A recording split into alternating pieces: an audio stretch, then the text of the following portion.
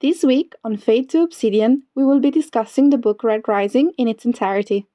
We recommend that you've also read the book to avoid spoilers.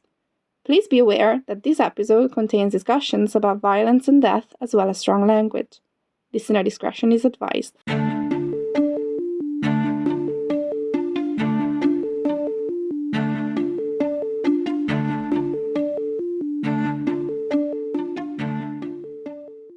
Welcome back to Fade to Obsidian. This is the end of Red Rising, what I'm going to call the filler episode.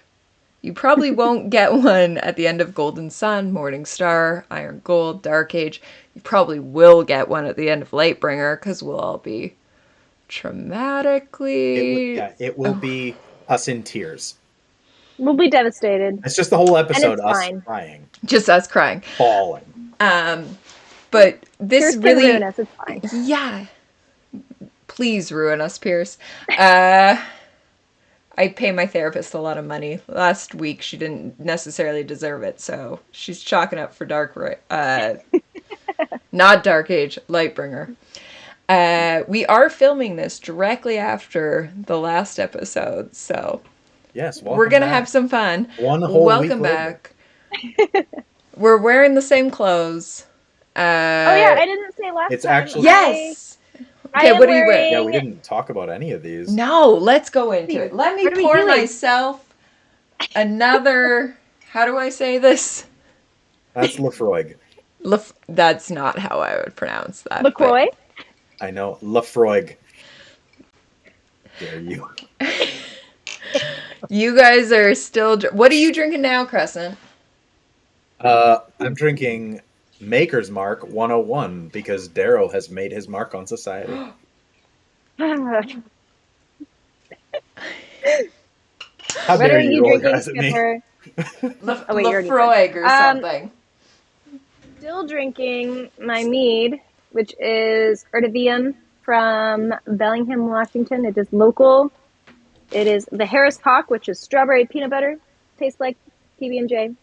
The way to my heart. Love it. I am wearing an original design. Oh god, you can't see it. From Live for More, and she is Athena in the Howler's Den. So buy her stuff. She's got so many cool things. She's got water bottles and mugs, and who knows what else for now. Fabulous. Pins. Yeah, pins. Yeah, pins, stickers, bookmarks. I think t-shirts, sweatshirts. Yep. All of the above. Everything. Yeah, I'm rocking the embroidered Shit Escalates shirt from Nice. It Escalates. I have to bring up, mine is the, I'm on the wrong Instagram. This one's going to take more editing than the last one. 6LA benefiting. Yes. Okay. Red Rising shirt. So I am wearing, this was sent to me by Red Helldiver. If you don't know Red Helldiver, you should probably follow them on Twitter and Instagram. Biggest Pierce fan there is. So it's Darrow and Severo and Mustang and EO. And it was done originally when Golden Sun came out as a charity. You could buy the t-shirt and the money went to... What did you say? 826 LA? It's basically a school or like a program to benefit like creative writing. Yeah, so it's kids like 6 to 16 kind of things.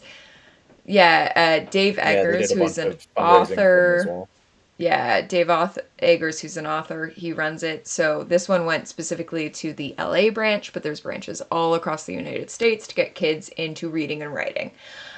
So that ran way back in 2016? Is that 2015? When did Golden Sun come out? 2015. I don't know, I got a first Red edition. Rising was January 2014. Yeah, so February of 2015, I believe. You could buy the t-shirt, you could donate. I reached out to Red Helldiver, who lovingly gave me my t-shirt. They have 2 t-shirts left. We are going to do this as a giveaway. So right now, if you are watching this and it's in the first week of its release, head on over to our Instagram, comment and tag somebody else into it. It is only open to United States and Canada, but as many howlers as you can tag in is as many admissions as you get, and then we will pull a name out of a hat. Quebec, I think. No Quebec. You can't have Quebec. Their lottery laws and no Puerto Rico. Pretty jank. So no Puerto the United States and not Puerto Rico, and Canada but not Quebec.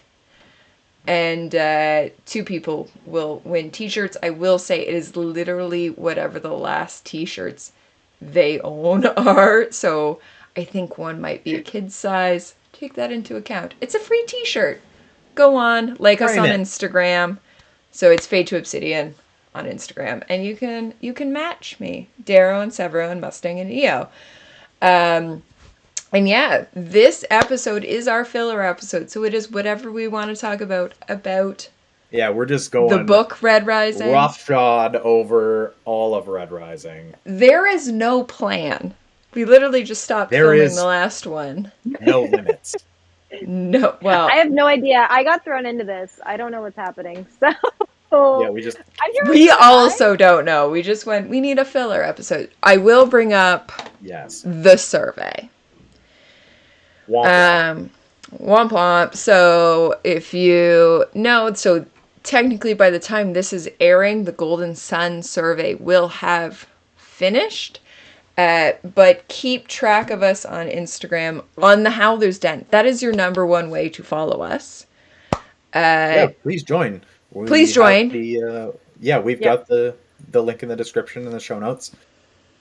Yeah, and then once you're in the Howler's Den, go to the data pad and you can react. And then whenever I release whatever information I need to give you, it comes straight to you. And so you get a little notification. Because so by the time you're watching this, the Golden Sun survey will be completed. But hold out for Morningstar and follow-up ones.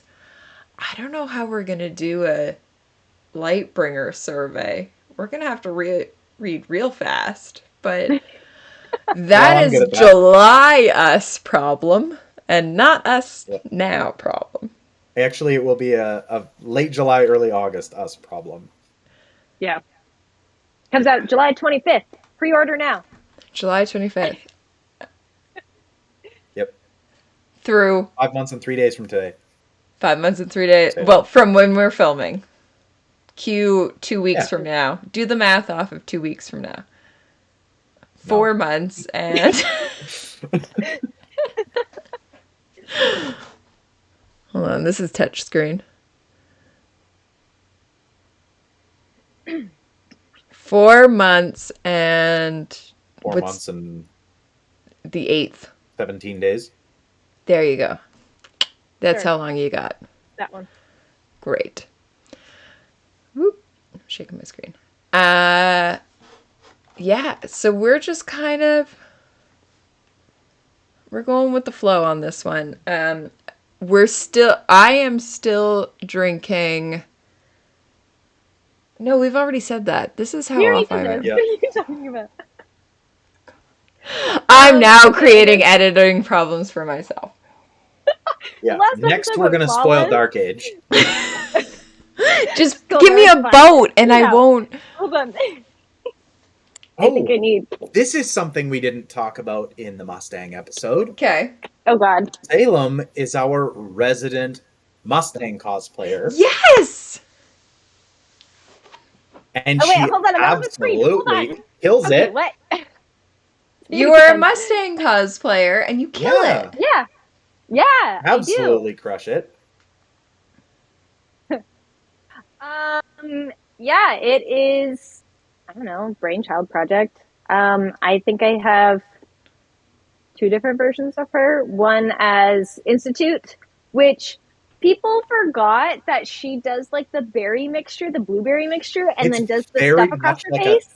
Very much like a throwaway line. Yeah. Well, it's like she's got 3 diagonal lines of berry juice across her face. Very Highlander. That. Yeah. Yeah, and it's funny because when I first did that cosplay, people were like, "Oh, okay," and then I did it again, and they're like, "What are you doing?" It's like, you should reread it. And then a lot of people started rereading it with us in the den, and they were coming out like, "Oh my god, I didn't realize that was actually a thing. I thought you were just taking creative liberties, given the scenes and stuff." Yeah. Chapter 26.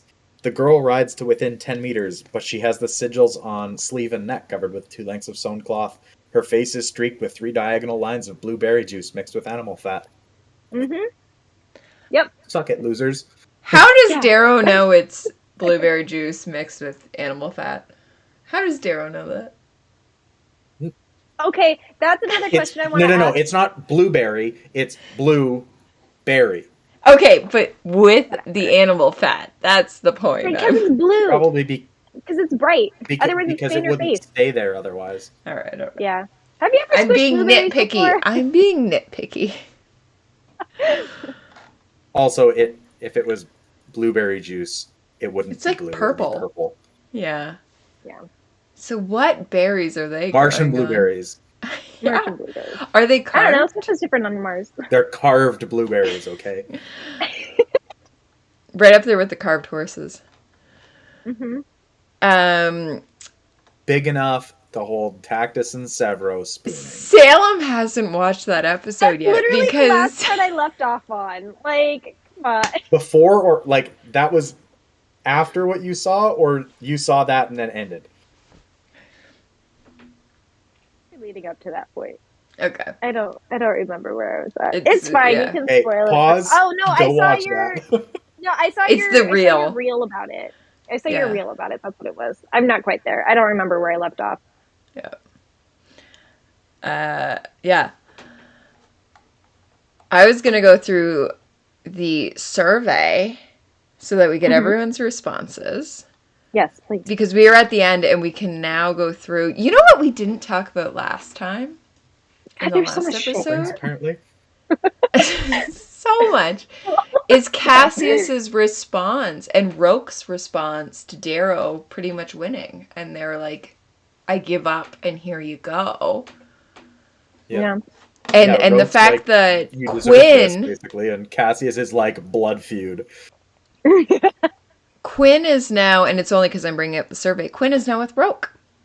Yep. And that was one of our survey questions, was who do you prefer Quinn with? You want to guess? Can we guess? Roke. Ooh. Have you looked recently? You probably know Crescent, right? Sorry, what the split is? Like, who do you think people want Quinn with? Oh, I have not looked recently. Okay. I think it's Roke. So 12 people with Cassius. Which means that there's 11 people with Roke. No. They're wrong. Oh, and then the rest are with Darrow. 9 is neither, because I think a lot of people are holding out for Severo. Yeah. Oh, yeah. Yeah. I can't remember what I answered. I didn't. Yeah. No, you weren't supposed to. You weren't supposed to. Exactly. Salem looked disappointed at me for not answering. Oh, okay. Then we Don't look at me in that tone of voice. Yeah, which I to my face. I agree. I agree with Roke. Like, well, Cassius is a good time. He's a dolphin. Roke is there for probably the long term. Yeah. Who knows what's happened those cold castle nights? But Roke is there for probably more of the long haul. I feel like we also have to break it down to, before you can analyze that, I think you have to break it down to the fact that when Darrow sees Cassius, he is almost a completely different person. It's very much so. He thinks he's seeing like anger and grief and hardship, and really, Cassius was just angry at Darrow. Like, it's a lot of rage towards Darrow, and then he declares his blood feud.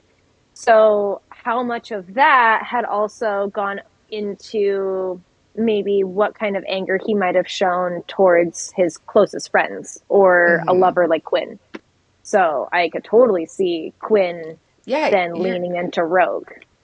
Yeah, you're not going to stick around for that. Rogue, when Darrow comes back, is like, you know, not necessarily like forgive him, but like it ate him up what he did to you. Like, yes, he wasn't just like, ha-ha! And then okay with it. It was, it was rough on him too. Yeah. Just character development for Cassius. Yeah, for sure. Mm-hmm. But yeah, and then, I mean, but also Rogue comes back and we don't know where he's been. Yeah, and how long was he gone for? Yeah. I read something, actually it might have been in the den, that was like, oh yeah, Pierce definitely forgot that he wrote Rogue basically that dying. He killed him off and then he was like reappeared. I'm pretty sure Pierce was only planning on having one person die in that fade to Obsidian. I 100%. I think my assumption was always that the medbots came in, because we know that in theory the medbots might take you off to somewhere and then bring you back. Yeah. And so Yeah. Well, and then, I mean, I guess maybe in my head, like, how much do the medbots, also how big are they? Like, in my brain, I think they're like little things. And they just come in and administer medication. But then he also talks about how the medbots have taken people away. That is, I always figured they were like this, and like a few of them come. Yeah. Like, I always assumed for whatever reason, like much medbot to take somebody away. Yeah. Yeah, so I always assumed he just got taken away and then brought back. But then Darrow also talks about how I guess maybe that depends on their injuries, but then he talks about how, like, some students will just literally be taken away and never come back. Right. So if you get administered health by medbots, because him and Mustang didn't get anything from medbots at all, and they stayed. But they almost didn't get anything. It was we know Minerva's proctor was always very thankful that technically Minerva gets to stay in the game through the whole thing. Yeah. And then Fitchner shows up and somebody leaves the medication in the bush, which is, you're assuming it's one of Minerva or Fitchner.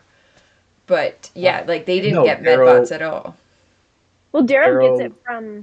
Darrow gets it from Fitchner because... Right. Like, you've been a piss poor proctor so far, you owe me bounties. Right. Find it. But I feel like I think that's what it was. Mustang randomly finds something in the bushes, and that's how Darrow heals, but then he goes to Fitchner, or finds Fitchner, and that's how there is something in a bush. Yeah. There is something in a bush. They're wanking off in the bushes. It's fine. Severo. It's Severo. Can you imagine Severo's just out there being like, I got a whole bunch of medicine. You want some? Just drop it in. Matches. Why not? So more questions in the survey, so we can cover it. Is there a Red Rising, again, just the book? It'll be less confusing when we stop referring to the whole series as Red Rising. We can go into Golden Sun and people understand my questions. That you wish was canon. So somebody who's not. Do you have someone, before I read out answers? So are you asking, like, what relationships are canon? Yeah. Like, who do you want to be canon that's not? Canon?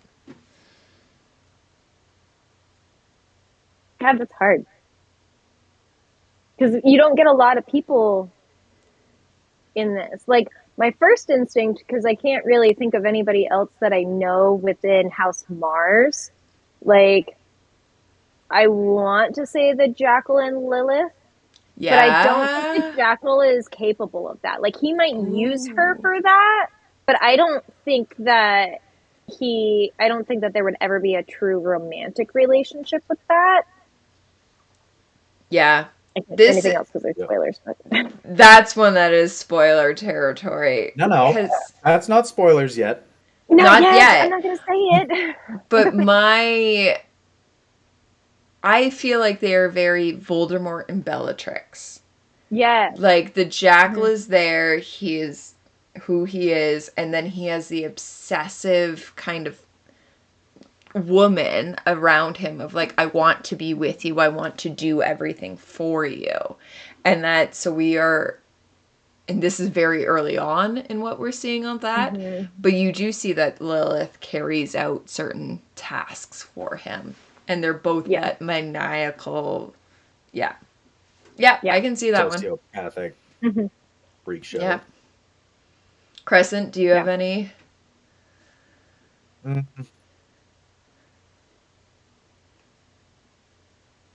don't think so. No. No. No.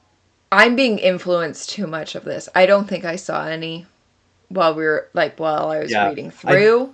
I definitely when I was reading through wasn't like, oh yeah, these two for sure. I mean, like the smallest bit, Darrow and Evie. Yes. But that's pretty. I don't know that Darrow was. That's like very, very low on the list for me. Yeah, and I don't think he would be in the right headspace for that at all. But maybe Evie. No, and that's I think both of them would be just like totally fucked in the head at that point. Like, yeah. Oh, for sure. Like Darrow having just lost EO, and being Evie ripped apart and put back together, and then Evie having been a slave for who knows how long. Also ripped apart and put back together, essentially. Yeah, like she's got giant wings. Like, yeah, that's it. Is I'm reading through the answers, and I think I'm too influenced that like someone has put Darrow and Evie, and I see it, but I don't think I would have come to that connection on my own. Yeah. So other people have put Pax and someone, forgetting that Helga exists, his one true love. Yeah. I want to know the story on that. Love. Like, I need to add that.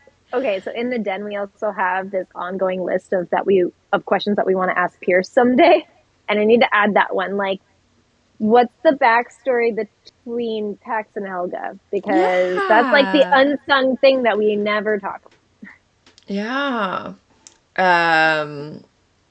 Yeah. But that same person put, I don't know, this is a tough one. I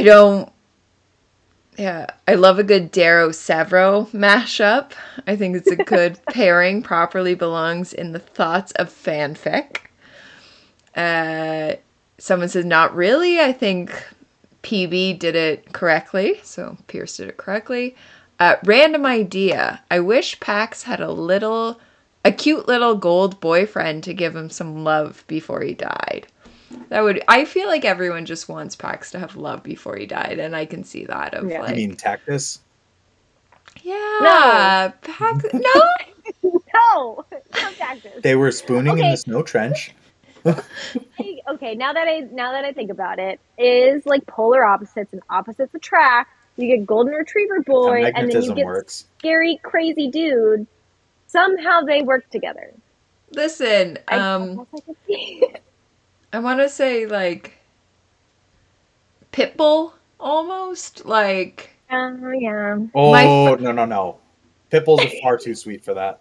Well, I was about to say, my friend Katie has a golden retriever pit bull. That's, if you were in the den, I was babysitting a lovely dog named Raven last week, and she is a sweetheart, and she is a golden retriever pit bull mix. If anybody was to call my pit bull Tactus, there would be hands thrown. All right, fine. But yeah, Tactus I see what you mean. Like pit viper energy. Yes. Golden retriever and a pit viper. Which, again, opposites attract. You never know. Golden viper? Is that what Tactus calls his dick?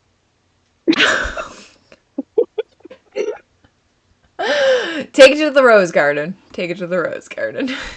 That's where we're that's it. That's it. Where it's ending, but. So someone else. I wish the jackal had a love interest in book 1, someone that truly vibes with him and matched his crazy. It would have been fun to see them play off each other.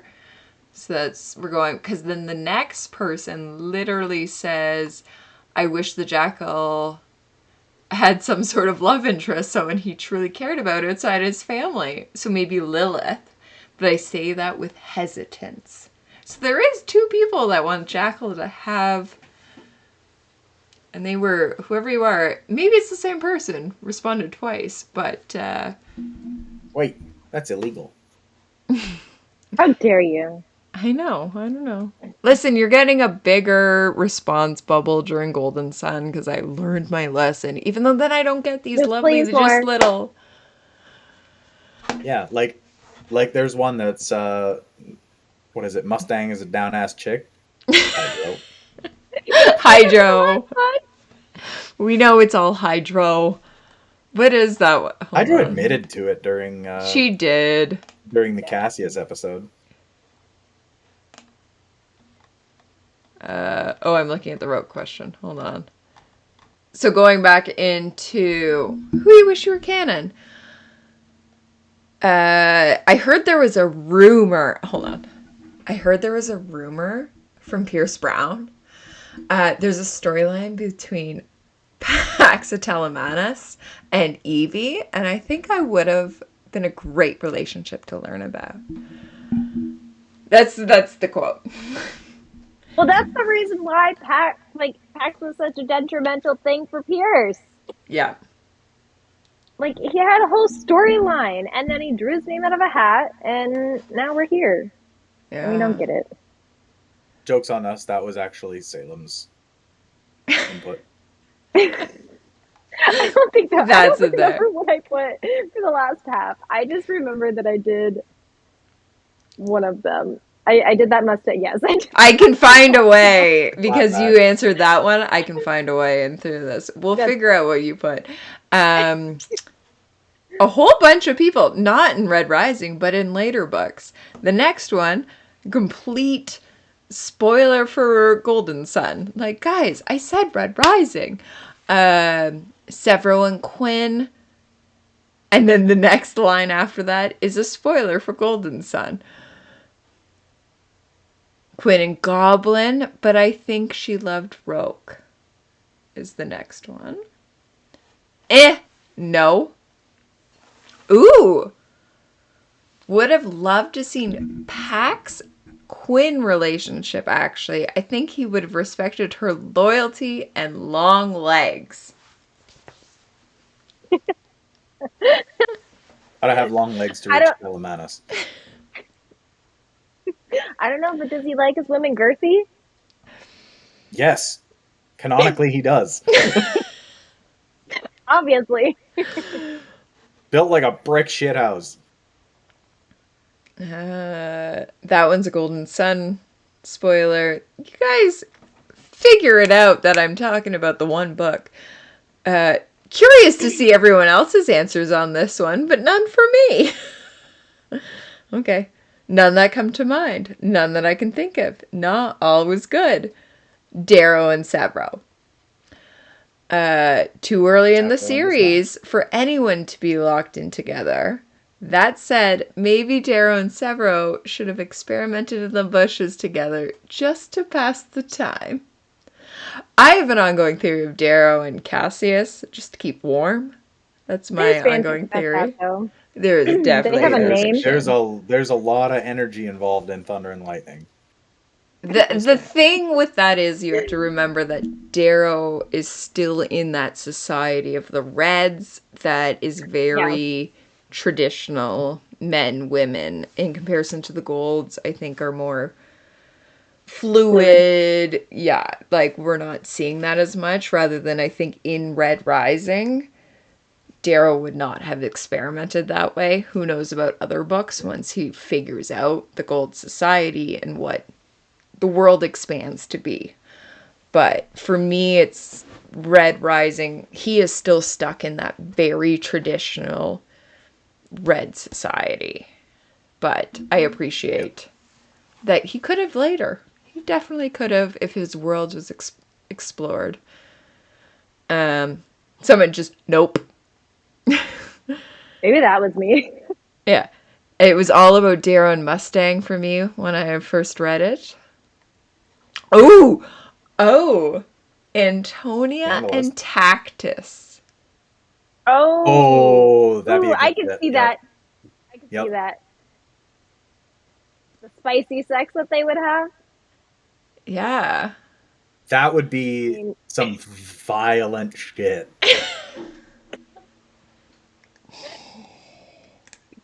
A drink to that one? Yep. I wish Horse. So hang on. Oh, hold on. Take that to the rose garden. I wish Horseface Malia found someone, felt so bad for her. I wonder if maybe her and Pat could have been a combo. Yeah. I would have to think about it, but yeah. Milia and Severo could be. Yeah. Haven't thought about this one. I have no answer at present. I mean, I really did root for Sever to get his girl, but Quinn wanted the looks. Ugh. But at the end, she doesn't really want the looks. She wants the brain. She does go for Roke. Though I don't know. Roke is bad looking. Theoretically, Roke is also picturesque. Yeah. Statuesque. Well, I mean, not statuesque, but picturesque, maybe. In my head, Roke has brown hair. I don't know why. He is the one that Roke has brown hair. Talks about him having flax and gold hair. Yeah, whatever. I don't think that. What is flax and gold? I think flaxseed. So he has dirty blonde hair. Is that dirty blonde? So browner. Yeah. Rather than it came up a couple times, and some people agreed, and some people got mad at me that I compared Cassius to Heath Ledger in A Knight's Tale. Okay, after you said that picture, I 100% agreed. Yeah. Dram got mad at me today because she loves Cassius so much. I think she thought I was doing... No. The other thing. No. Dram hates Cassius and loves Heath Ledger. That's what I mean. Oh, you said it the other way. Oh, my bad. Sorry, this Dram. is why it's the filler. I got you, Dram. She does not hate the dead. It's fine. Fun filler story. Skipper Brand of an ex-boyfriend. How I learned Heath Ledger was dead was my ex-boyfriend at the time lived an hour away from where I was. So I was 17, 18 at the time. So we didn't see each other. So every Sunday we used to call each other, old school. And he was filling in, like, conversation had kind of died. I had nothing else to tell him. And he literally just went, so Heath Ledger's dead. And I was like, you're bullshitting me. And he's like, no, it's true. And I was like, no, like, why would you say that? And we were arguing. And then I, at some point, yelled, Heath Ledger's not dead. And my mom was standing, like, in the next room, and she came into the room and had to be like, honey, we meant to tell you. And that's how I discovered, because I was such a Heath Ledger fan, and my parents knew, and we're, like, literally trying to, like, how do we do this? And my, like, boyfriend at the time trying to just make conversation was like, well, Heath Ledger's dead. And I was like, how dare you? Like, why would you say that? Yeah. Joker. Oh, I caught that one. I caught that pun. But yeah, anyway, that's who I picture as Cassius, because he is the most beautiful, blonde-haired, curly-haired boy to me. I love him. Yeah. So the last question is your one true pairing. So your OTP. It's supposed to be romantic. I think most people did not take this romantic, or they did. But who, Salem, is your Rooftop is one? a true stabby legion. Yes. But Salem, who is your OTP? Who do you think of in this book is the one true pairing? Okay, it's not the answer that I put in that questionnaire because I was trying to be funny, but definitely Darrow and Mustang. Like I think that kind of like what we touched on the last episode is that they have more of a healthy relationship that builded more from a friendship and trust rather than just going in blind as a relationship. Yeah. I think that they have pretty good communication and that they just are able to trust each other. So I don't know. That's my OTP. Yeah. Crescent, who's your OTP? Yanni. Darrow and Mustang. Darrow Must. I think it's all of ours. Crescent and Sleep is actually my OTP. Never worked out, but Yeah. I feel like that's... Yeah, Darrow and Mustang, for sure. Yeah. Especially, at least in book one. You can't. Like, you can try and make arguments for it, but, like, come on. Let's be honest here. Mm-hmm. Yeah, 100%. Like, neither one of them is, like, truly a superior in the relationship. Like, it's so equal, and they complement each other so well. Yeah. It's not like they're each their own individual person, and then together they're just better. 100%. I completely back that. I don't know necessarily. I don't know why even I included the question, because I don't know if anyone would argue against, except for the two people who think that Darrow should be with nobody. So, yeah, so Darrow and Mustang for sure, love them. Do I have one? I knew there was going to be more than one book, and I lived for a slow burn. Darrow Mustang happening that early wouldn't have made any kind of narrative sense. All right. Reap and Mustang. Darrow and Mustang. I'm not sure what that actually means, because I think people are confused. Darrow and Mustang. Fitchner and his food. Yeah, that tracks. I would almost argue Fitchner and his metabolizers. Yeah. Yeah. You know. Severo and Darrow, of course, had each other's backs. Mustang doesn't even know he's a red. Io chose herself. Cassius tried to kill him, but Severo, that fucker, never flinched. Bloody damn and all. Wow. That person is passionate and committed, and I appreciate you. Yep. Please reveal yourself. Yep. Yeah, I want to know. Who are you? That one's a spoiler. Darrow and Mustang. Severo and Darrow, the bromance is strong. The best ship isn't always a romantic one. It's most loyal. Yep. Severo and Darrow. Severo and the bushes. Reaper and Mustang and winter raids. So, someone's trying to... Did you say our favorite? My favorite? Did you say our favorite? Everybody's? Who's ever... What? I think you and I were talking about it. Oh, was Severo and the Knives? Yes. Yeah. That's somewhere in here. Someone else said that. Yeah, one. Okay. Yeah, it's not the OTP question. Oh, okay. No, it is. No, Severo and his Knives is an OTP. Someone said OTP, Severo and the Knives. How dare you not read it? I'm not there yet. I'm not there yet. Oh, you made it sound like you were at the end. Oh, sorry. No, I'm still going through them all. I said it. Goodness. Ladies and gentlemen, this episode is brought to you by alcohol. I just spilled all over the laptop. That's the slow one, isn't it? No, this is the fast one. Come on. Shit. Well, it's the slow one now. Maybe Crescent's doing the editing on this episode. It's okay. It was just on the You can mouse look that pad. in. We're good. Darrow and Io, but also relationships are such a side plot in the books. It's hard to have one for me. Oh. Very cold take, but gotta be Mustang and Darrow. Why is that a cold take? Oh, I guess instead of a hot take. Oh, yeah, okay. Not sure what you mean. Severo and Darrow belong together as brothers before all else, but that may be influenced by other books. No, I think even in this one we see that. That one might be Rooftop. I remember him saying something about not knowing what an OTP was. Yeah.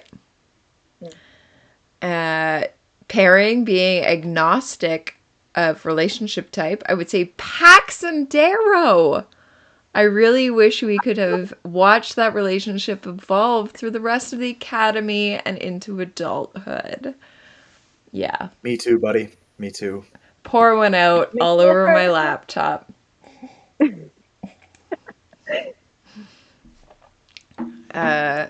Severo and his knives. There we go. That's my favorite. That was probably Hydro. Yeah. No, because it's... No, I know which one. I just read down the whole list, and I can tell you which one's Severo. Or, sorry, which one is Hydro. That one, yeah. Obs, Darrow, and Severo. Like I said, no one, only because it's so early in the series.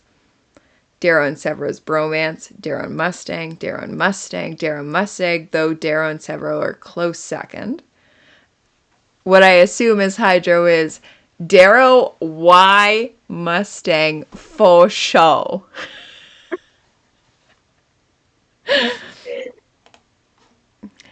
Is that like Darrow e Mustang? Like Darrow and Spanish and? So yes. Sure. For show. Hydro, was that you? We know it's you. Severo and Darrow always. The season's over. Tell us what your answer was. Yeah. Darrow and Mustang, non-applicable. LOL. Mustang. Somebody's actually playing by the spoiler rules. Yes.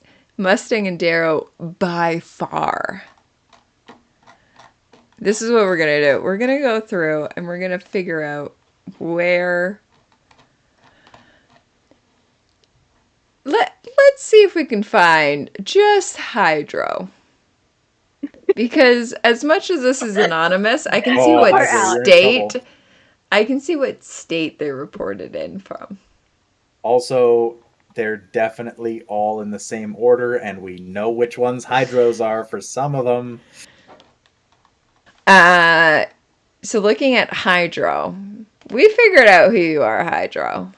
Hydro's responses is Io got them crazy eyes. Mustang, a down-ass chick. Prefers Mustang with Darrow. For Cassius, nah, he a bachelor for life. For Roke, yes, he's super romantic and is very loyal. Proper grammar. What is this? Yeah, how dare you not... I don't know where I'm going with that. Oh, hold on. Okay, so prefers Quinn with Roke, but then is the person who I wish Horseface Malia found someone, felt so bad for her, is Hydro. Wow. And then Darrow Y Mustang for show. Oh, so it's definitely... Yeah, it's definitely Darrow E Mustang. And. Yeah. Yeah, Darrow E Mustang. Yeah. I like it. Appreciate you, Hydro. Thank you for keeping our questions alive. Hell yeah. Drink water. Saying it for Hydro. This isn't water. Yeah, we're gonna... This is water, actually. Shit, I don't have any water. Hydro's gonna get mad at me. I have no water around me. I'll just drink whiskey water. Salem, I don't think we asked, how did you find the books? Oh. So I was at a bookstore with my husband, who was then my boyfriend. We've been dating for a couple months, and we were wandering a bookstore, and he saw it, and it was total cover buy, and he grabbed it, brought it home, and like read most of it within like 2 days. And Nice. he pretty much told me I had to read it, and he pretty much said, okay, the first 6 chapters suck. Like, it's all world development. I'm not really somebody that enjoys world development. Just throw me into the world. Like, that's my kind of book. He's like, you just got to get through. Yeah. So you just got to get through the mines, because that's not what this world is. I was like, oh, okay, cool. And I did. And it took me until about half the book to like actually fall in love with a character, because I like Darrow, but he's not necessarily a main character that I really like. Yes. And then I'm there for the side characters. So I totally, as soon as like Severo came in, as soon as we got to know Mustang, I was hooked. So that's my story. I found it in a bookstore. It was a cover buy. I like Kipper, it. did you share your hook with Salem? I think it was, I feel like didn't we share this on the pilot? I think you did. And I think we also talked about it in one of the den chats. Yeah, so mine is it's the den. Yeah, I feel like it was part of the pilot, but I will throw it back out there. Of mine is someone in the middle of a snowstorm coming in and absolutely screaming in my face in true howler form, but at the time I did not appreciate of like, I need this book, I need Golden Sun. And I was like, I don't know what the fuck you're saying. And he's like, I need Golden Sun. And I was like, sir, calm down. And him just selling me on it as I was the bookstore employee, being like, I don't know why you're screaming at me. And I had to take it home that night, and then I read Red Rising that night, and then Golden Sun the next day. So it was the night Golden Sun came out, because this guy just throwing like, I have a vivid image of us literally playing Jenga. We were playing Jenga on the front cache, because what else is there to do? And him throwing open the stores and like the doors to the store and being like, I need Golden Sun. And I'm like, I don't know what you're saying to me. Like, I don't understand. And he sold it on me then and there. Yeah. So don't. For me too, I was going to say, don't yell at bookstore employees unless it's about how good a book is. But also don't do that if it's like a political book, because we get yelled at all the time of like, your politics. So if it's a good sci-fi fantasy, you're allowed to yell at them for that. Okay? Done. Yeah, bookstore employees are used to the quiet. Yeah. I don't want to surprise you with that, but like. Yeah.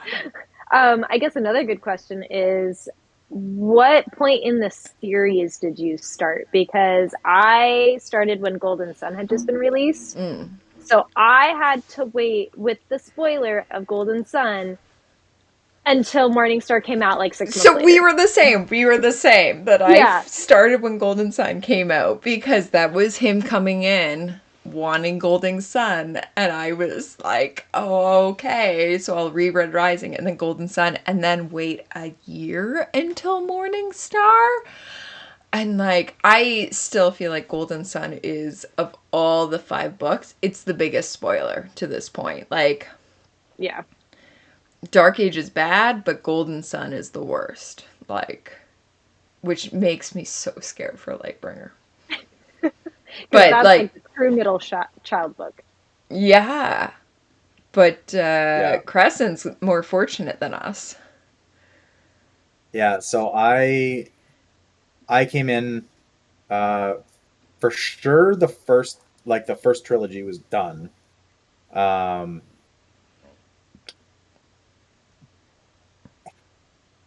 thought that it was just before, like a week before Iron Gold came out. But Google Play has my receipts sometime in 2019, which is several months after Iron Gold came out. Mm-hmm. So maybe it was just I searched and it was like, oh, Iron Gold's actually out.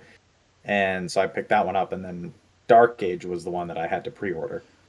Oh yeah. But yeah, so the whole first trilogy was out for me, and I read it all in 4 days, including work and sleep. Oh my God. Less sleep than reading, but yeah. Yeah, it took me a couple days to start it, and then I was like, oh, ooh, done. Yeah. Yeah, definitely. And I got the opportunity to finish Golden Sun and start Morning Star. Yeah. Far too late at night. Oh. Of course. And then I did the same thing the next night at the end of Morning Star. Yeah. At least that one, it'll leave you off on a good spot. Yeah, but I couldn't. Knowing that there was more. No. I couldn't wait at the end of Morning Star. I couldn't stop. It was just like, oh, no, I got to finish now.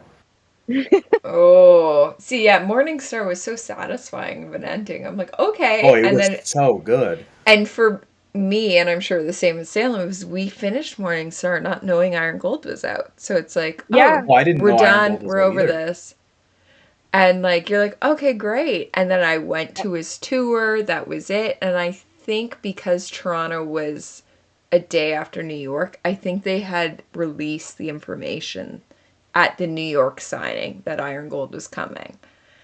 And so it was like that signing went to in Toronto. It's like, oh shit, like there's more coming. Mm-hmm. But we had at least that, like, you finished Iron Girl and you're like, cool. And then, no. But I need to find the video. There is one. I have it on somewhere in my Google Drive of me being a bookstore employee. And one of my favorite memories of my work, and I talk about it all the time, is this is before I was management, before I was anything. Like, I was that person who would open boxes in the morning, and it was the morning Morning Star was released, and our store didn't have it yet.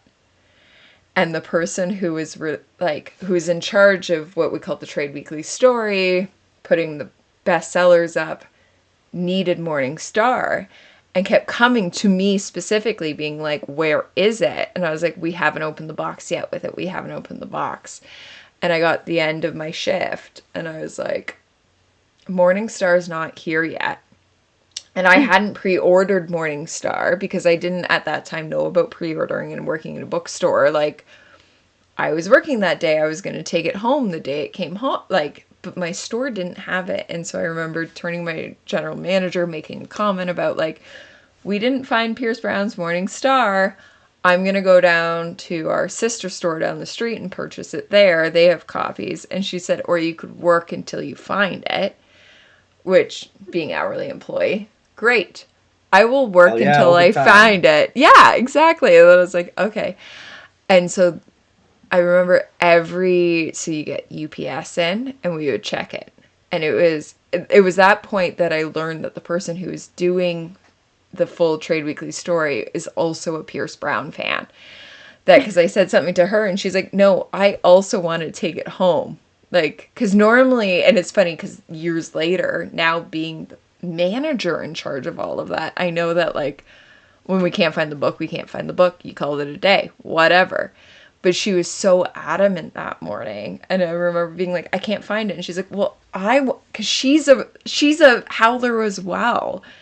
And so she was like, no, I also want to take it home. So the two of us in the back, UPS shows up. No, they don't have it. FedEx shows up. No, they don't have it. Canpar, which I think is an only Canadian company, but anyway, they don't have it. Like it's everybody keeps showing up, and the guy who works as our deliverer at the time was like, or our receiver was like, it's gonna be on our DC skids, and it's gonna say Pierce Brown, and we're like, no, it's not. Like, he's not that big. It's not. our skids show up directly from the the distribution center. They're bringing and I just remember we bring the one skid in and the guy does the like loop around. Nope. Drop the skid. Next one comes in and he keeps doing it. And it's on the third skid and he looks at it and he goes, oh, look, Pierce Brown. And he just rips it open with the X-Acto knife and hands me the entire box. And I went running with it. And so there is a video of me opening it up being like, it's Morning Star, it's Morning Star. And they had to come after me being like, we have to actually like receive that into the system. But I was so excited. So that video. Fuck you, add one to the count. I'm out of here. Yeah, I was like, done. I'll find that video. I will add it to the end of this whole thing. Because, yeah, it was like one of my most vivid. Yes. And that was, I think, my first real interaction with Sons of Ares and Red Helldiver was me being like, holy shit, I have Morning Star. Because it was just this moment where I was like, our store doesn't have it. I don't know what to tell you. And then it was like, he was like, oh, look. Like, and I remember him being like, fucking told you the box would say Pierce Brown on the side. And at the time we were like, no, it won't. And he's like, here's an entire box of Morning Star as I just took off running with it, being like, holy shit. Like, yeah. And then I finished working because that was the deal. Was I worked until Morning Star showed up. So yeah, just yep. I literally was like, okay, bye. Yeah. Yeah. Okay, to do this, do we want to go over any like last questions or like book questions? Or sure. You have all the... always... Absolutely. I have all the Jen questions. We brought you on and I was like, this is going to be mint. Salem has such good questions. We'll do it. Okay, I mean, we could just ask some of these that I have queued up. Yeah, nobody's going to see them until after they're out, so. Yeah, okay. Mustang is the first person that Darrow actually kind of trusts throughout the series. It takes him till halfway through the book to actually trust somebody not on just a surface level and rather than just keeping to himself. What do you guys think is the biggest way that Mustang actually helped him? Saving his life. Yeah. Besides that, but I mean, beyond, obviously... I mean, like, yeah, obviously, but I don't know. I think beyond that is like teaching him how to have his army. Like, she wasn't teaching him how to have an army. She was teaching him how to lead. Basically, yeah. I would say that's probably even the biggest way she helped him. Yeah, well, and even just to like respect others. Like, I think Darrow comes into this.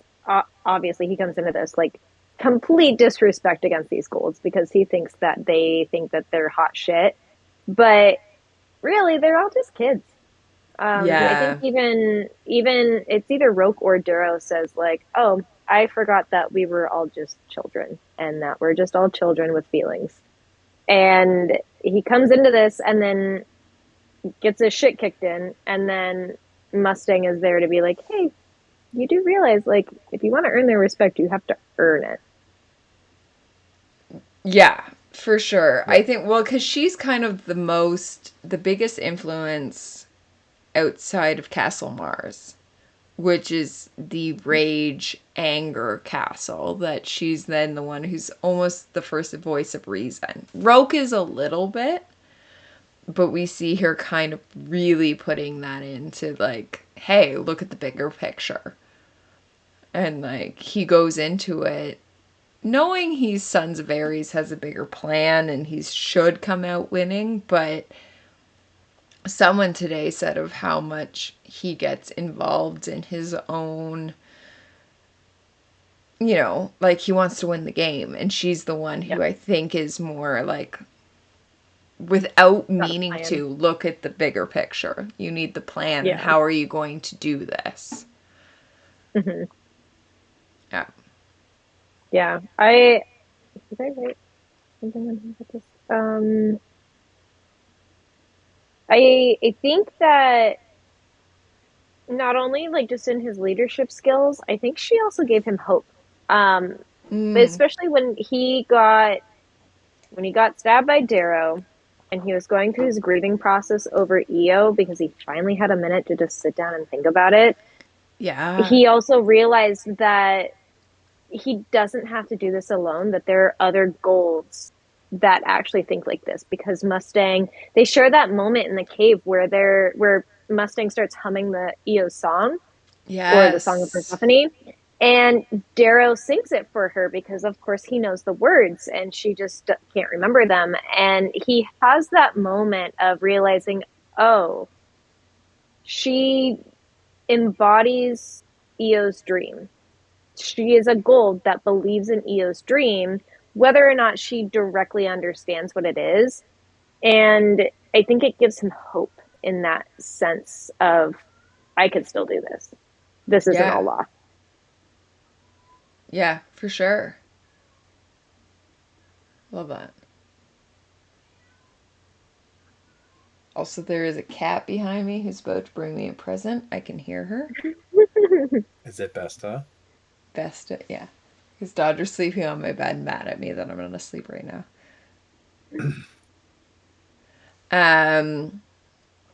We haven't heard Atticus, not even once. No, you I closed the door. No. And he's like, when the seasons change, he has seasonal allergies, and so he's so itchy that he would probably ruin all the audio. So I just closed the door. Like, he legit has to take special pills from the vet to deal with his itchiness. Yeah. And he was barking earlier, so. Oh, we didn't. He was upstairs. So. Vesta just brought me her teddy bear. Oh. She brings me very small items that are the size of mice, and then presents them, and it's like, "Where's my treat?" And it's like, no, man. But all right, what other questions you got for us? Oh, let's see. This one might be a big question, but throughout the entire book, obviously we see Darrow from Red being this hot-headed kid that thinks he's the shit, and in the end, he still kind of thinks he's the shit, but he has had so much character development. Was it good or bad character development for him? And what was the other question? And then how has his newfound family helped shape that personality?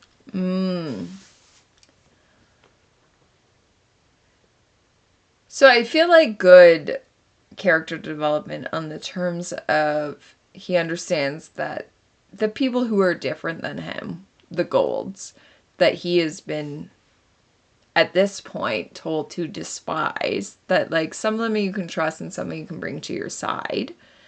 And again, you get the Mustang influence of how to lead and all of that.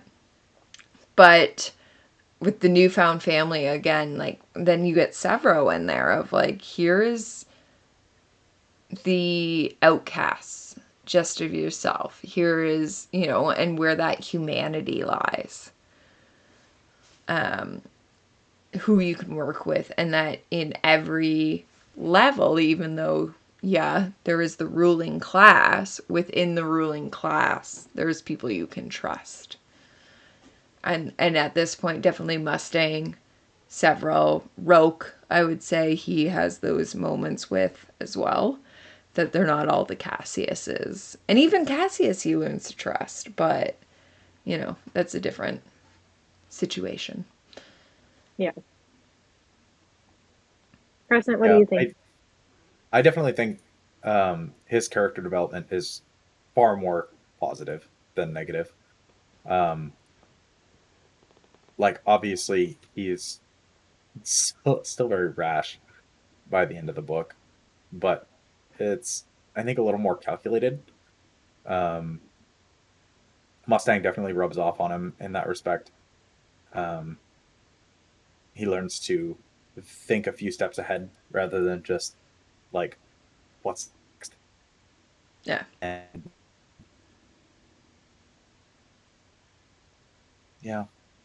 yeah, I think that's the biggest thing for him, is that he's he's not just this driven arrow that's just hitting what's coming in front of him.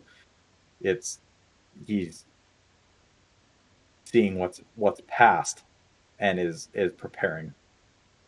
Right. Yeah. Right.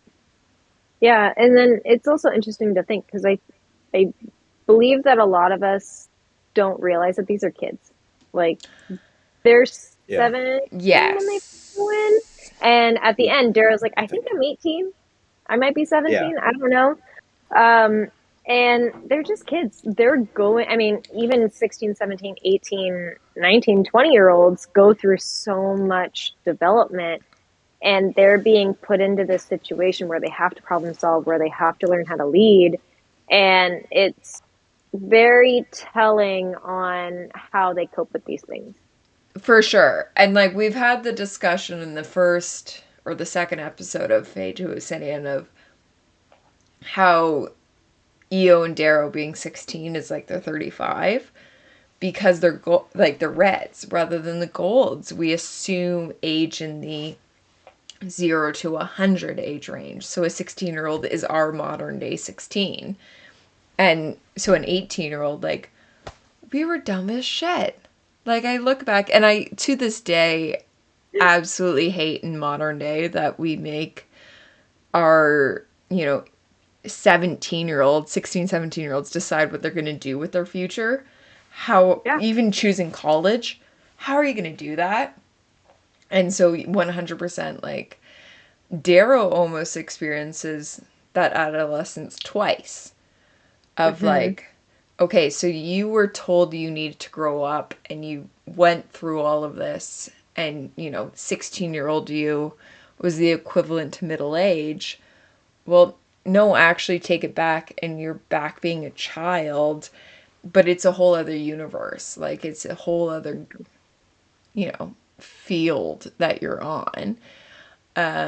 That, yeah, 100%, like, what they're going through is what modern day us, like, what do you do at the age of 17 and 18? Like, you're still trying to figure things out. And even where we stand as a society, I'm like, those kids are too young to figure out whether or not they're going to be a doctor or a lawyer or who knows what else. Like, leave them alone. And that's what the golds are putting them through, of like, right, let's see where you sit in our society. And probably gold standard, they actually probably last longer. I don't think we have a date of natural death, but my assumption is that 100 it would be not necessarily the end of it. Yeah. Like, it talks about, at I think, least not in this Warren's book. father living to like 160 without cell rejuvenation. Yeah. Well, yeah, and then spoilers. I was gonna say spoilers for later. Like, how old is Octavia? She's like over 100, and you still can looks spoil like 50 or something. Just a little bit. Insert clip now. You are over California-ing hurricanes. Yeah. Message, but I said spoilers before, so you can cut it out. We don't have to talk about it. No, but I feel like that is a reasonable thing to assume, that the golds have gone us to the assumption of like most natural deaths have been extended. So yeah, 100%, like, the age they're going into this is at least what we modern day think is 17, 18. It's too young to really assume those things. Like, I have a 17-year-old nephew, and it's like, I wouldn't trust you with any of that. Like, I can barely trust an 18-year-old. Yeah. He got his license late. And listen, Daniel, if you're watching this, because I do know that you were supposed to read Red Rising after last Christmas when you came second place in the board game because your dad won for whatever reasons. Undisputed. Not going to talk about it. I am, but later. You can borrow my car when you get your full license and you prove yourself in the Institute. And then you can drive me around. Cool. Yeah. But yeah, like they're so young. Which makes me laugh of like Cassius's relationship experience. It's like, how good is that actually? What are you actually doing? I don't know. We know what I think about their 16-year-old trysts. Groping in the grass. Awkwardly groping in the grass. Yeah. As we all did at the age of 16. And confirmed. Yeah. My mom knows it's fine. My dad's never going to watch this. It's fine. She won't watch this. My parents might actually watch this, but I'm pretty sure they know already. I don't know. A lot of the stuff my mom doesn't know about what I did as a teenager is fine. All right. What's our next question? Okay. Our next question, bringing it back to relationships, when it comes to Cassius and Darrow, at the end, we slightly touched on it on the last episode. Mm-hmm. Their stuff goes up and down with roller coasters and whatnot. We touched on how Roke mentions to Darrow when Darrow finally comes back to Castle Mars about how what he did to Darrow absolutely wrecked him. Right. Yet, in that situation, thinking like Darrow thinks, because Darrow's our narrator, and he sees Cassius stricken with grief and tired and whatever else, but then he still marks a blood feud against Darrow and spits blood in his face. So why, despite the fact that he was broken up about whatever he did to Darrow, why is he still so hellbent on, putting an end to Darrow? Like, does this go more than just Julian, or is he just so close to his family that he feels that he needs to do this? I feel like it is probably Julian started, and then also so you get Julian, and then you get the shame of what happened, and then he probably was set on being the winner of everything. He's not going to get that, so then you're going to continue to spiral, right? Like, he's in his depression and he's not getting out of it, and he's not becoming the best like he thinks he should be. So, happens to be that the best is the person who killed his brother. It's going to be a huge spiral into all of that. Like, I think depression, anxiety of going back to his family on this is going to be huge. You're just going to get it to a mountain that, like, what else is he supposed to do? Like, how do you go back to your family with what has happened? Yeah. Crescent, do you have any thoughts? Yeah. So I think a lot of what Cassius, a lot of what he's feeling is he's trying to bring a lot of like familial honor into it. It's like even though he may feel bad about what he did to Darrow, he can't not do anything, because that's like saying his family doesn't matter, right?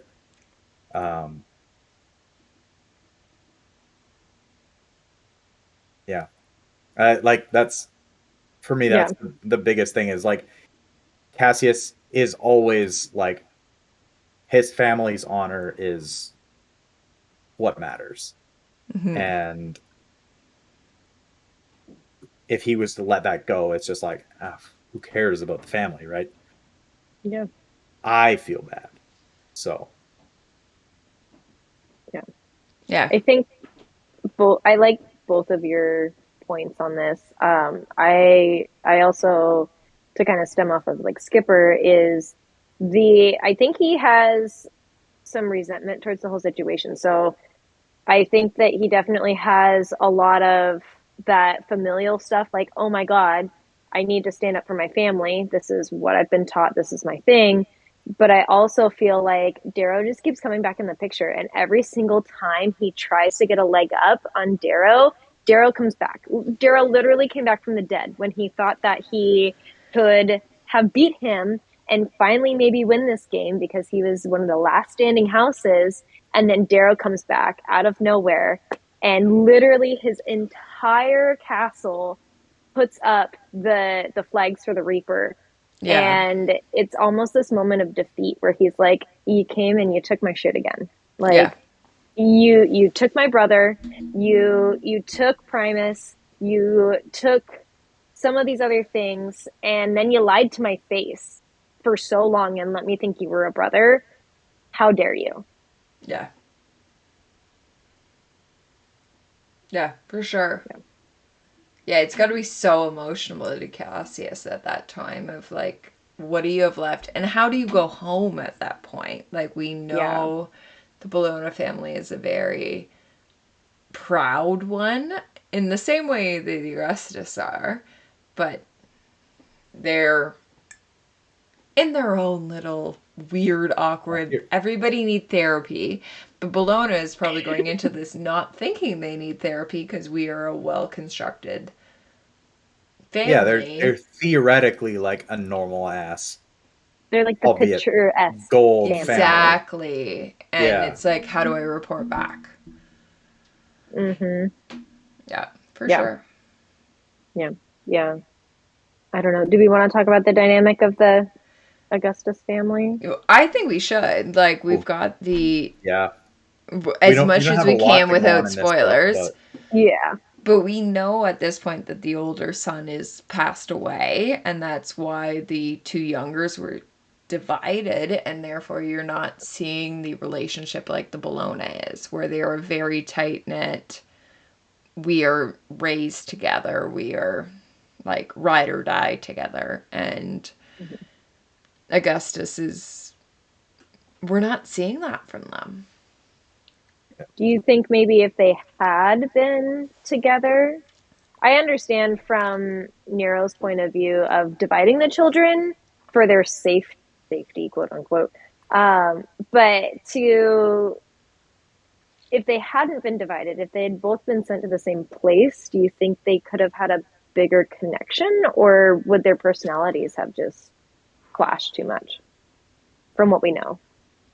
That's a hard one because I feel like the jackal probably needed. Because this might get into spoilers, but I don't think we necessarily know where the jackal is raised. And we do know where Mustang was raised in Golden Sun. I don't think it's said in Red Rising. And she is in a loving family. So you can spoil just a little bit that where she is in Golden Sun, we know she was raised in a loving family.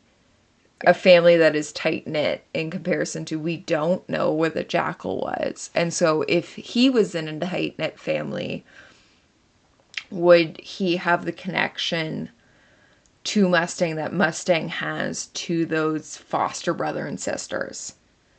To go without spoilers, that we know she's got the other family there, and she connects very well to them. So it would be difficult to know that information of, whether or not that's nature versus nurture. Was she Right. naturally brought up to connect, or is that just a nurture that she was sent to the family that connected, and unfortunately he did not get sent to that family and ended up a total sociopath that they have no connection to? And even then too, like you could be a sociopath and grow up in a loving family and still end up the way Oh, for sure. the jackal is too. So who Yeah, knows? nature versus nurture. Yeah. Yeah. Yeah. I definitely think that it didn't really matter where the jackal was. Like, that's like you don't learn how he was.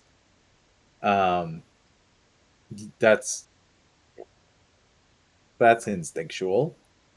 Well, Mm-hmm. not maybe instinctual, but it's definitely not learned. Yeah. I think that's more Like of, you I don't. mean, yeah. That scene where Darrow drives the knife into his hand is a great Yeah, example. that's it for me. Yeah, it's like There's you no don't way. learn that.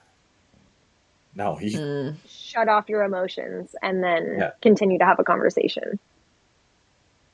yeah. Yeah. Like there's one quote. It's like, believe it or not, this hurts, and it's like he's not Yeah. outwardly reacting to it, but you know, yeah, Yeah. I hate that. I hate it so much. It's so gross. Like it's so well written, but like, dear God, I hate it. I think everything else we've covered except for. Wait, let me double check.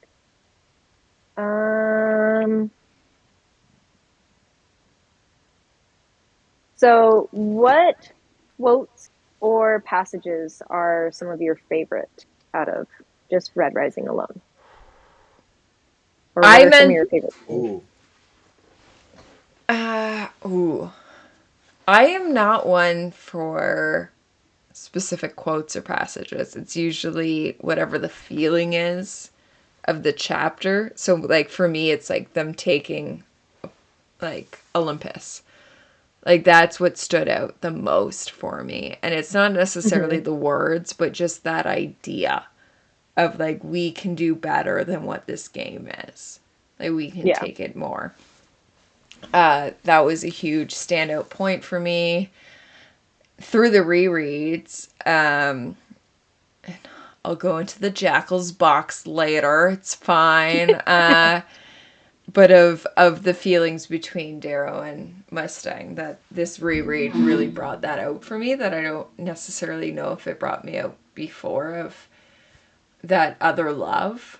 Like I kept Odell, like Tom Odell's "The Other Love" is the song that played for me the whole time, and that mentality between Darrow of like, can you get over the like he's a widow, like can you get over that to throw yourself into that? Those are the two moments for me. The Olympus every time I reread, and then the him falling in love with Mustang is just the most recent one. We'll go into the Mm-hmm. Jackal's box on why this last reread and not any other one, but yeah, those two moments for me. Okay, I'll see you there. I feel like I have things to share. Yeah. Oh, the Jackal's box. um, yeah. For me, the big ones are, uh, actually the jump down the drill, Right. Mm-hmm. the carving, the passage,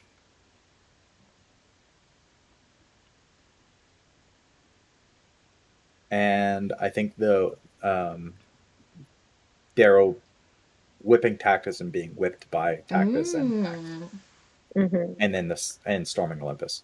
Like those are my big like peaks Yeah. of feeling. Yeah. I think for me, for some, I mean, not for some reason, but I think for the most part during this reread, and maybe it has to do with just taking on the role of being a leader within the den, or even just in these leadership roles that I've taken in my personal life.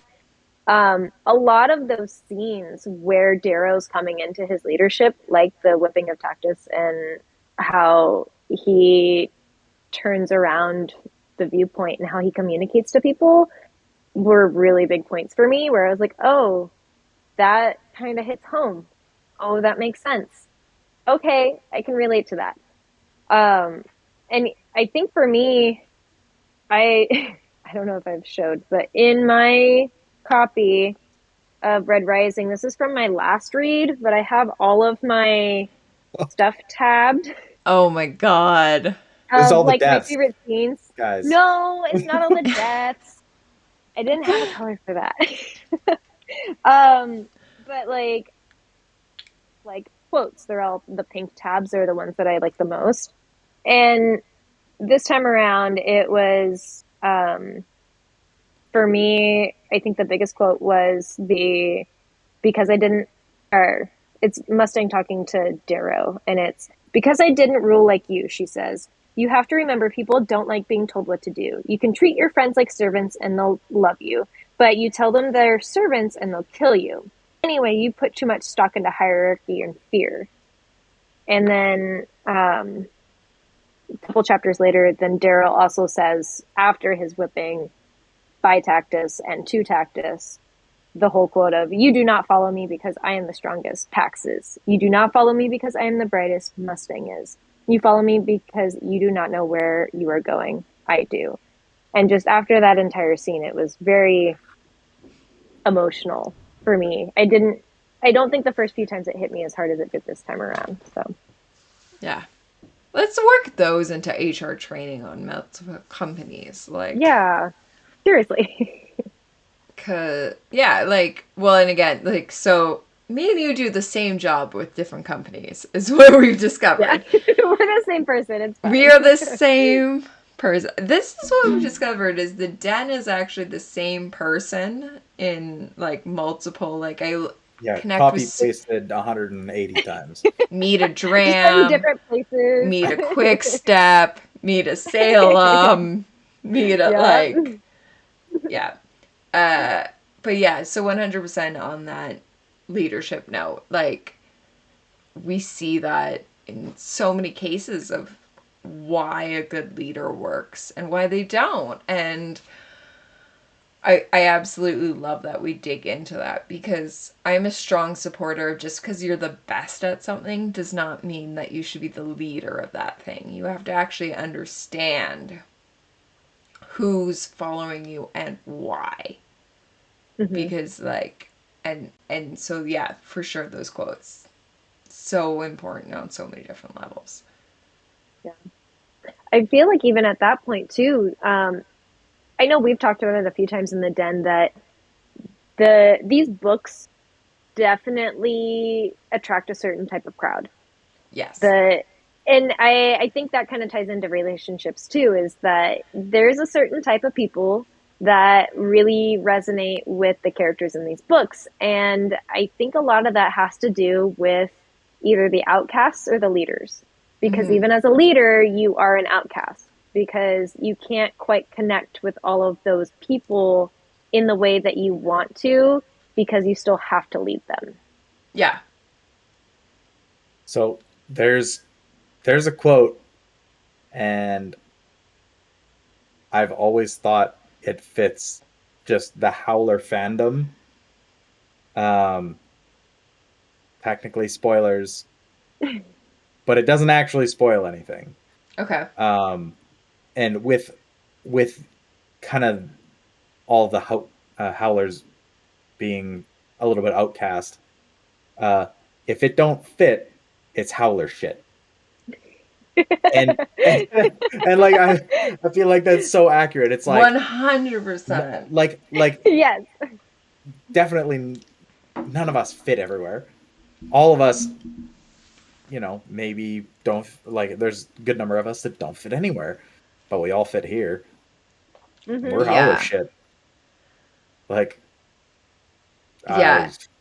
And yeah. Salem, so you've been in the fandom as long as I have. And I don't know how long you've been interacting with the fandom. Mine is since Morningstar. And that's 100%, like, it's this bizarre. Readers are readers. We talked about book keepers and booksellers, but typically introverts that you have to pull out of their shell. And I am the extrovert that comes in and drags them out. But that is 100% like the howlers that I know, and some of them who I have loved. Like, so we'll be, by the time this is airing, Seattle Comic-Con will be over. And so at this point, Salem will have met two of my best friends, like Noelle and Chantel, who were howlers since they started reading at Red Rising, and I came in later. Like, to me, to them, it's like, oh, I'm behind on everything. Like, I wasn't in since the start, but like, for sure that it's like we are the rejects. We are, and not the rejects, but the, you couldn't find someone else. And so we've connected with people throughout North America for sure. And then through the Den now, we're into Europe and Australia. And, you know, making those connections that, yeah, that the howler misfit, you know, you don't know where else you fit in the world, so I'm going to reach out to these people, is 100% something that happens in this fandom that I greatly appreciate. And I will go on record of saying, like, to those who came before me that I connected with, like, they know who they are. Chantel and Noelle I'll name just because I'm seeing them next weekend, but a few others that they know they were not going to connect to anyone else, and they found that here, and we're seeing that in the Den, which is an amazing thing that Salem, you have brought those people together. And I, as an extrovert, connect to those people on a certain level, but they don't necessarily connect to themselves. And there's different people who are extroverts. Like, I think of, there's definitely Dram, I assume, is an extrovert. Oh yeah. There's a few extroverts in the Howler's Den that we are there to talk whenever you want, and just, you know, if you want to lurk in the bushes or do whatever, like, we are here for you. And that's the great thing about the real life Howlers and the book Howlers. Like, we see that connection, that, like, you see those misfits, and it's just wherever you fit in the world. And I love that. I absolutely love that about this fandom. That's my selling point to the whole fandom. That, like, even if you were an introvert, you just message me and I'll bring you to a Comic-Con. I will bring you out. Once a week, there's always somebody around. What? And we know of in the Howler's Den that there's people that lurk and, like, do nothing for months and then show up and are like, actually, they're like, I want to fund this. It's lovely. It's lovely when I show up. Yeah. We had someone last week, so if you're not on Discord... I was going to say, it was literally today. Yeah, there was one today, too. Yeah. Oh, yeah. Yeah. There's one there, but I'm thinking the one yesterday where it's, like, not even necessarily, like, oh, I'm talking, and I'm going to, like, so there's boosters on Discord that I'm going to... That's why we can bring you Fade to Obsidian in such high quality, is because people boost and spend money in the Howler's Den. And it was someone who had, like, oh, I've been wanking off in the bushes, but, like, here you go, here's my money. And it's like, oh, you're shit. Just like, yeah. Like, that's why you get Fade to Obsidian in such high quality, is because people are doing that. And yeah, there was one today that they're like, I've been in since the start, and it's another Canadian, so Apollo Legion for still Ontario, so we'll still be in a fight because it's still Ontario, but then I accidentally offended by saying Colbert and Coburg were the same. They're, like, next to each other. One has a giant apple on the side of the highway and one doesn't. So I'm sorry that I thought they were the same thing. But yeah, those people that are like, hey, you know what? Like, I've been here for a while. I've been wanking off in the bushes. Or you want to just jump in. Like, come jump in with us. Like, it's such a good and you can even... There's so much that happens. Like, you don't necessarily have to catch up on all the conversation. No! I feel like there's a lot of people that come to me and they're like, oh my God, what did I miss? And I'm like, I have a channel for that. Like, literally, I have a place where we do all these updates. You can talk, like, you can read it, and then you can literally just jump into conversation. We'll all talk to you. It's not a big deal. Yeah, Like, if you can you just show click up and through the you're stuff. like, hey, and you're like, oh, like this morning I was showing off a dress I wore to a wedding. Show up. You don't even have to comment on the dress, but just how I didn't kill my husband. And then we're fine. We're moving forward past it. And it's also, you can literally just come in and wank off in the bushes. Like, you don't have to Yeah. say anything. You don't have to post anything. You can just read what we're doing. You can join on the read along. It doesn't really matter at this point. Like, if you just want to be in there because it's part of the fandom, I'm not going to know if you're actually reading everything. 100%. Yeah. Yeah. It's fabulous. So, this is really an hour and 40 minutes of us just pitching the Howlers Den. Yes, 100%. Like this is It's fine. a very condensed version of the Howler's Den. Yeah. This is way less chaotic, but Oh, so much. this is Well, fun. it's because you're here, Crescent. Crescent, I feel like Crescent. I moderate and keep a lot of people in line, and I will be the moderator who doesn't yell at you, but speaks at you in that, like, I'm not mad, I'm just disappointed. Can you move to another thing? And then Crescent shows up and is like, hey, moderators, I'm moderating the moderators. Hey, move to this other channel now. Get out of Mustang. Yeah. Nobody does the Pegasus. Not my fault. Not my fault. Crescent's the real You stern needed one. doing. If Crescent yells at you, you're in trouble. If I yell at you, it's like, no, just, you're fine, move on. But I'm more likely to be like, oh, you're fine, move on. Just go. Just, I don't yell at normal people. I just yell at the moderators. exactly.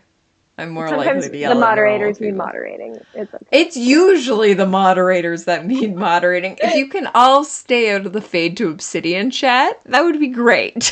I love how every single time now you're just They like, did hey. it. They were good today. No, they were not. Weren't they?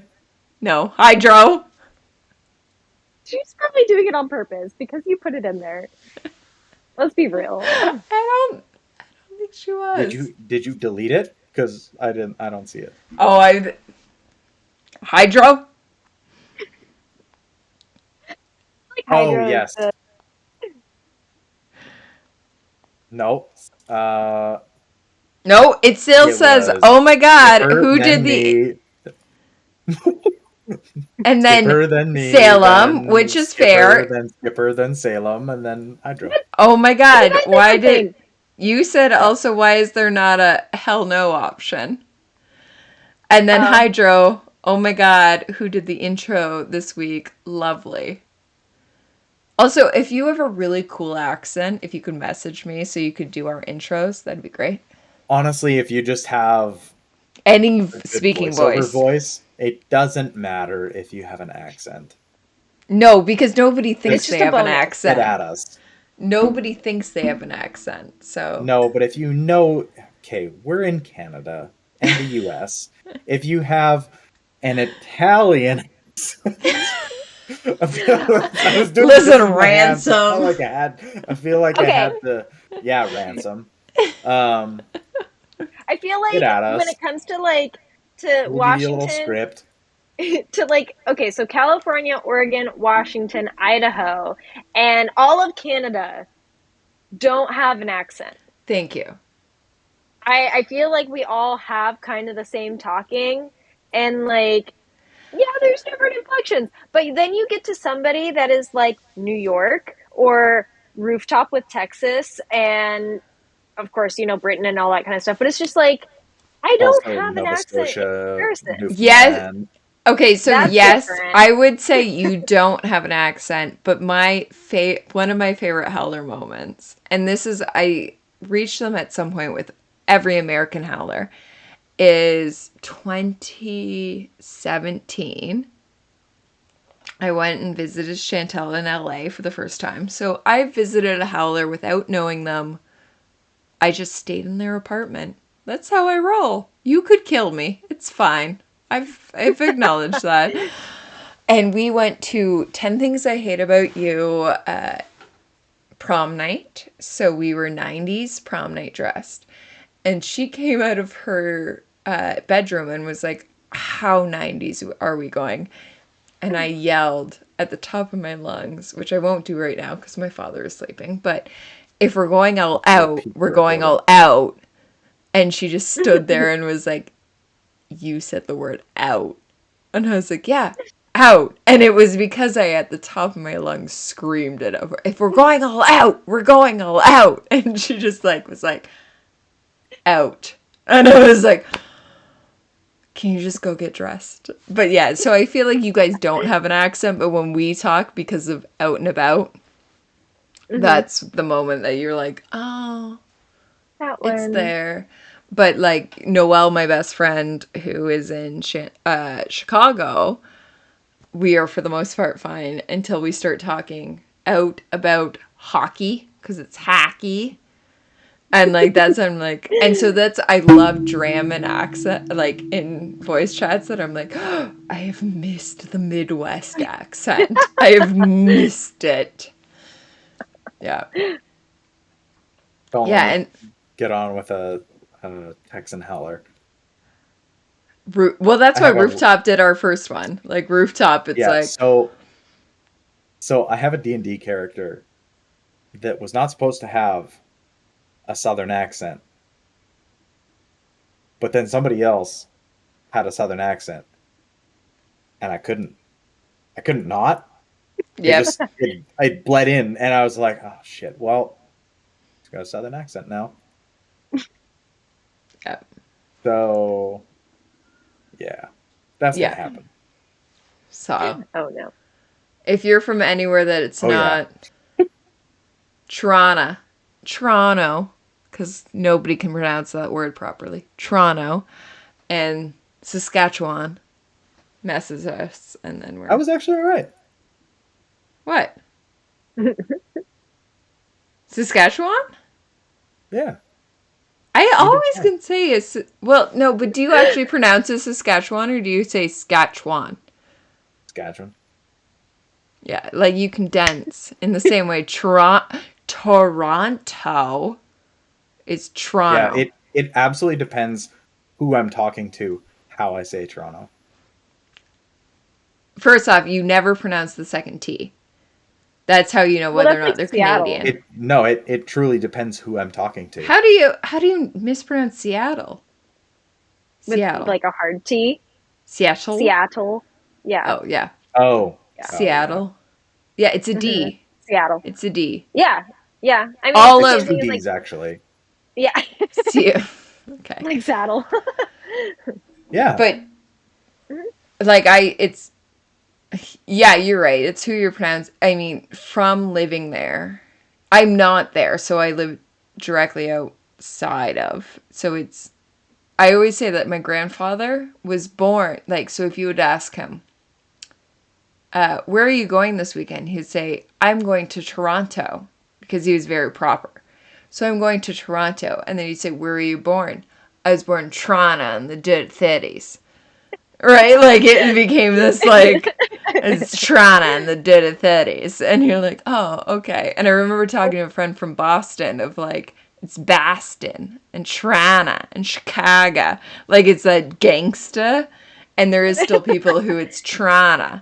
I'm Toronto. Rather than I am the... Well, I grew up in the suburbs. Now, technically, I live in Hamilton, which is one step away. I work in the suburbs and live just one step away. So it's Toronto. Toronto. And it's like a CH. It's not even T. It's CHR. It's Toronto. Like churro. Toronto. Yeah. You know, there's a U between CH and R in churro, right? Toronto. Churro. Toronto. Toronto, churro, Toronto, churro. I don't know. Seattle, saddle. Yeah. Yeah, but I've definitely noticed that it depends who I'm talking to, whether it's Toronto or Toronto. Toronto. Yeah. Whether or not you put the extra. My favorite is being on it. Yeah.